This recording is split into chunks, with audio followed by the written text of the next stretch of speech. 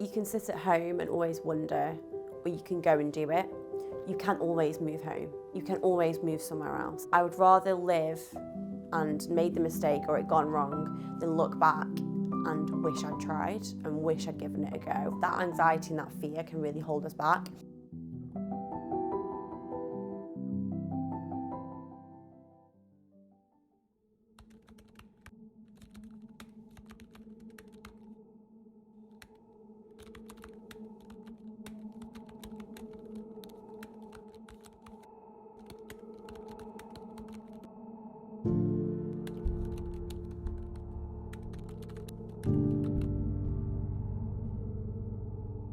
I think for me, it was acknowledging the fact that I felt lonely. There's been so many times when I just thought, screw this, I want to pack up and go back home. London is so incredibly transient, and that's wonderful because it means your life is always full of people and fun and life, but also can feel really challenging when you're the only one out of your group of friends left. Establishing friendship circles and groups can be a real struggle. I've been here for 5.5 years, and what my friendship group looked like when I first moved here to what it looks like now is completely different.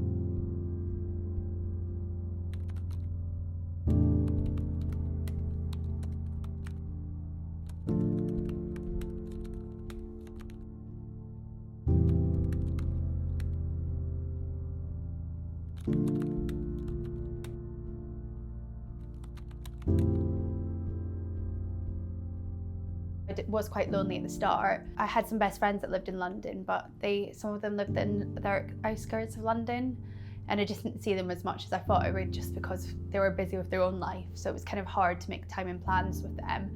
Like, I really do enjoy doing stuff on my own, but I was also at that point that I was like, I do want more friends to go on holiday with. I do want more friends to maybe just go out for drinks every so often or go for dinner.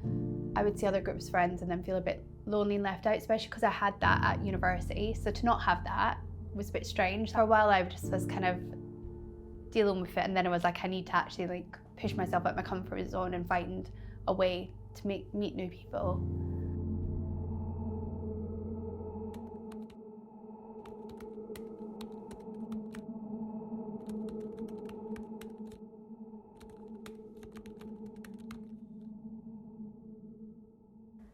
I didn't realise how much of a difference there was between being alone and feeling lonely until I moved to London. But after doing some research, I found in an ONS study that nearly half of the UK population feel lonely either often or always. And in all cases, women experience loneliness more than men. I spoke to Holly Cooke, who may have found a solution to connecting thousands of girls across London and in the UK. I'm Holly, I am 27 and I'm the founder of Lonely Girls Club. Lonely Girls Club is a community to help women connect, make friends and make life less lonely. We've got digital forums, a newsletter, and we run events every single week across the country.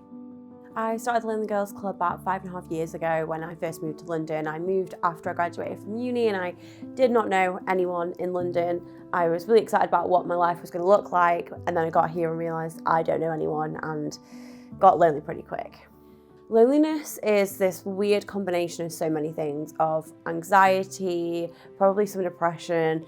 It's just heavy, whereas I guess when you're not feeling so lonely, it can feel much lighter because you are surrounded by people, even if it's just one other person. Loneliness can feel different for everybody, and I think it manifests in very unique ways for each individual person. My name's Emma Bowkett. I'm a Research and Development Manager at Neighbourly Lab, and I'm 25 years old. We're a non-profit research and evidence organisation, but we're mission-driven, so our main focus is basically on trying to find ways to massively improve social connectedness across the UK and thinking about how to build sort of stronger, more connected communities. Loneliness is defined as having sort of few social contacts or infrequent forms of social connection, but usually it's when there's a gap between the social connections that we want to have or need to have and the actual social connections that we do have in our, everyday or day-to-day life.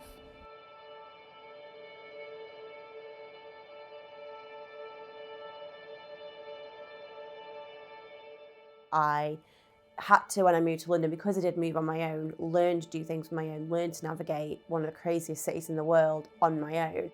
If I didn't do it, no one was going to do it for me, and I had to learn that I was so much more capable and so much stronger than I'd ever given myself credit for. But also doing something like this, you know, being on panels, speaking publicly. You know, when we first did our first, back in the day we called meetup, I purposely would always try and hide in the background, didn't want anyone to really notice me. Now I've had to become much more confident in welcoming people in. I would never have had the confidence, the tools to have done that before, and it's something which has just developed with time as I've grown and lived and gone through things and made mistakes and realised I can do things that I never thought I could. I think this city's amazing, and I think so many people do move here and feel it's not necessarily for them, and often for some people I think you need to give London at least 18 months.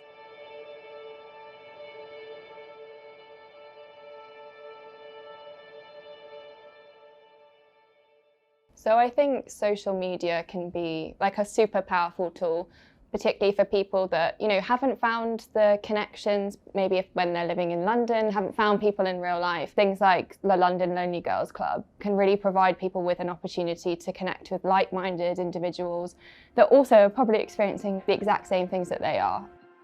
I had a really interesting interaction a couple of weeks ago which really floored me. A girl came up to me and she went, "You don't know who I am, but you've changed my life." She'd been in London for 3 or 4 years and she'd met her best friend through our London community. She'd never been to an event. She'd just posted in the group, or one of the other girls posted in the group. They'd met, been on holidays, girls' nights, called each other when they'd had breakups. She said to me, "The best news I ever heard was that you were doing a branch in Nottingham because your group changed my life in London, so I imagine it can do the same here." Hey girls, I'll be honest, I'm looking for some new, like-minded friends because I'm really struggling to fit in here. I've been feeling pretty lonely recently and wanted to reach out to anyone who wants to be friends and hang out. I think interests are such a good foundation for a friendship. Building a friendship takes time, and at the beginning it can feel so awkward, so difficult. And if you've got a shared interest, you've at least got one thing in common, one thing to talk about, one thing to bond over, one thing to go and do together. A lot of the stuff that we're doing at Neighbourly Lab at the moment is looking at social infrastructure. That can be both like physical and digital spaces where people can go online and meet people, have connections online, and then that transfer over to a physical meeting face to face. I first joined the Lonely London Girls because my friend sent a video from TikTok over to me. A girl posted on the event about like a vegan night. So I messaged her and ended up going along to that, but I think I was really nervous about it because it was 15 girls that I never knew, and I really don't like it with new people. I prefer people I know well, so I think I really had to push myself out my comfort zone to go along to the events. I think it was 4 of us that stayed in touch from it. We made a group chat, we went for a couple dinners, and we just all made the effort to stay in contact. Female friendship and platonic friendship in general is so key. We weren't made to live this life alone. Oftentimes, we just need, as women, an hour with some friends to have a cup of tea or a glass of wine and just talk something through. Having multiple people to bounce ideas off, to share life with, to talk about things when you're maybe not sure on your direction is really important.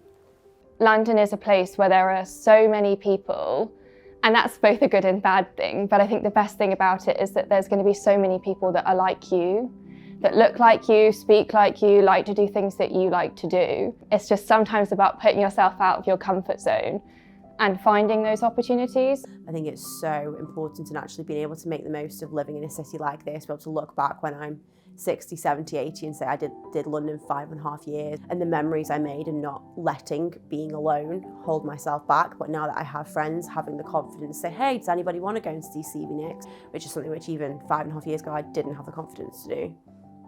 After speaking to these inspirational women, I think it's clear that you shouldn't give up on London and to give it a proper chance.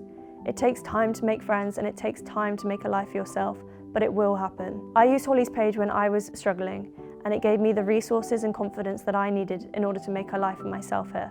And that's exactly what I've done. Give it time. Your friends are around the corner, someone's waiting for you, and enjoy it.